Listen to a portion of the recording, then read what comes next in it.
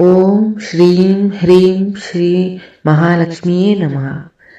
ಪ್ರಿಯ ಶ್ರೋತಾಗಳೇ, ಮಾರ್ಗಶಿರ ಮಾಸದ ಪವಿತ್ರ ಗುರುವಾರಗಳಲ್ಲಿ ಮಾಡಲಾಗುವ ಲಕ್ಷ್ಮೀದೇವಿಯ ವ್ರತ ಕಥೆಯನ್ನು ನೀವು ಕೇಳಲಿದ್ದೀರಿ. ಈ ಕಥೆಯು ಮನಸ್ಸಿಗೆ ಶಾಂತಿ, ಮನೆಯಲ್ಲಿ ಐಶ್ವರ್ಯ, ಕುಟುಂಬದಲ್ಲಿ ಸುಖ ಈ ಮೂರನ್ನೂ ನೀಡುತ್ತದೆ ಎಂದು ನಮ್ಮ ಹಿರಿಯರು ನಂಬುತ್ತಾರೆ. ಇಂದು ಆ ಮಹತ್ವದ ಕಥೆಯನ್ನು ಭಕ್ತಿಯಿಂದ ಕೇಳೋಣ. ಸಾಧಾರಣ ಹಳ್ಳಿಯೊಂದರಲ್ಲಿ ಸತ್ಯಭಾಮ ಎಂಬ ಹೆಸರಿನ ಒಬ್ಬ ಸರಳ ಮನಸ್ಸಿನ ಸೌಮ್ಯ ಮಹಿಳೆ ಜೀವನ ನಡೆಸುತ್ತಿದ್ದಳು. ಗಂಡ ಕೃಷಿಕ, ಹಣ ಜಾಸ್ತಿ ಇಲ್ಲ, ಆದರೆ ಮನೆಯವರಲ್ಲಿ ಪ್ರೀತಿ ತುಂಬಿತ್ತು. ಆದರೆ ಒಂದೇ ಒಂದು ಚಿಂತೆ, ಮನೆಗೆ ಅದೃಷ್ಟ ಬರುತ್ತಿರಲಿಲ್ಲ. ಎಷ್ಟು ಪ್ರಯತ್ನ ಮಾಡಿದರೂ ಆರ್ಥಿಕವಾಗಿ ಸುಗ್ಗಿ ಬರದಂತಾಗಿತ್ತು. ಒಮ್ಮೆ ಮಾರ್ಗಶಿರದ ಮೊದಲ ಗುರುವಾರ ಬೆಳಗಿನ ಜಾವ ಸತ್ಯಭಾಮ ಬಾವಿಯ ಬಳಿ ನೀರು ತೆಗೆಯಲು ಹೋಗಿದ್ದಳು. ಅಲ್ಲಿ ಬಂಗಾರದ ಹೊಳಪಿನಿಂದ ಕಿರಣಗಳು ಕಾಣುತ್ತಿದ್ದಂತೆ ಅವಳು ಬೆಚ್ಚಿಬಿದ್ದಳು.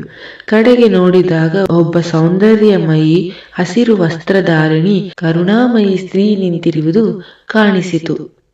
ಅವರ ಕಂಗಳ ಹೊಳಪು, ಮುಖದ ಮೌಲ್ಯವು ಕಂಡಾಗ ಸತ್ಯಭಾಮ ನಿಶ್ಚಲವಾಗಿ ಬಿಟ್ಟಳು. ಅವರು ನಿಧಾನವಾಗಿ ನಗುತ್ತಾ ಹೇಳಿದರು, ಭಯ ಪಡಬೇಡ ಮಗಳೇ, ನಾನು ಲಕ್ಷ್ಮಿ. ನಿನ್ನ ಮನದ ಸ್ವಚ್ಛತೆ, ನಿನ್ನ ನಿಷ್ಠೆ ನನಗೆ ಗೊತ್ತು. ನಿಮಗೆ ಬೇಕಾದ ಸುಖ ಸಂಪತ್ತು ಸಿಗಬೇಕಾದ ಸಮಯ ಬಂದಿದೆ. ಸತ್ಯಭಾಮೆ ನಮಸ್ಕರಿಸಿ ಪ್ರಣಾಮ ಮಾಡುತ್ತಿದ್ದಂತೆಯೇ ಮಹಾಲಕ್ಷ್ಮಿ ಮಾತುಕತೆ ಮುಂದುವರಿಸಿದರು.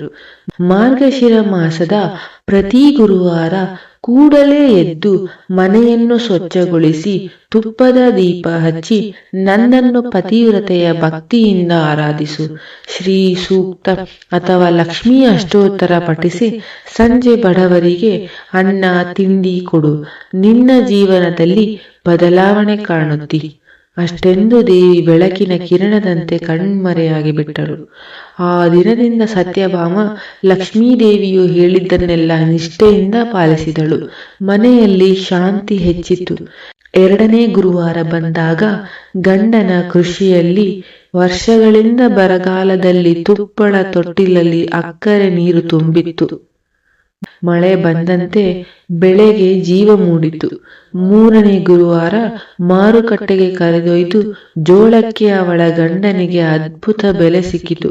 ನಾಲ್ಕನೇ ಗುರುವಾರ ಕಾಲದೊಡನೆ ಬಂದ ಸಂಕಷ್ಟಗಳು ಒಂದೊಂದಾಗಿ ಬಾಗಿಲು ದಾಟುತ್ತಾ ಹೊರ ಹೋಗಿದಂತಾಯಿತು. ಮನೆಗೆ ಜನ ಬಂದು ನಿಮ್ಮ ಮನೆಯಲ್ಲಿ ದೈವ ಕಟಾಕ್ಷ ಇದೆ ಎಂದು ಹೇಳತೊಡಗಿದರು. ಈ ವಿಚಿತ್ರ ಬದಲಾವಣೆ ನೋಡಿ ಸತ್ಯಭಾಮಳ ಗಂಡ ಕೇಳಿದ, ಇದೆಲ್ಲ ಹೇಗೆ ಆಯಿತು ಸತ್ಯ? ಅವಳು ಶಾಂತವಾಗಿ ನಗುತ್ತಾ, ಲಕ್ಷ್ಮೀ ತಾಯಿ ಕಟಾಕ್ಷ, ಮಾರ್ಗಶಿರ ಮಾಸದ ಗುರುವಾರಗಳಲ್ಲಿ ಮಾಡಿದ ಪೂಜೆಯ ಫಲ, ಅವಳ ವಿಶ್ವಾಸ, ಶುದ್ಧ ಭಕ್ತಿ, ವಿನಯ ಇವೇ ಲಕ್ಷ್ಮೀದೇವಿಯನ್ನು ಸಂತೋಷಪಡಿಸಿದವು. ಆ ದಿನದಿಂದ ಆ ಹಳ್ಳಿ ಜನರು ಅದೇ ವ್ರತವನ್ನು ಮಾಡತೊಡಗಿದರು.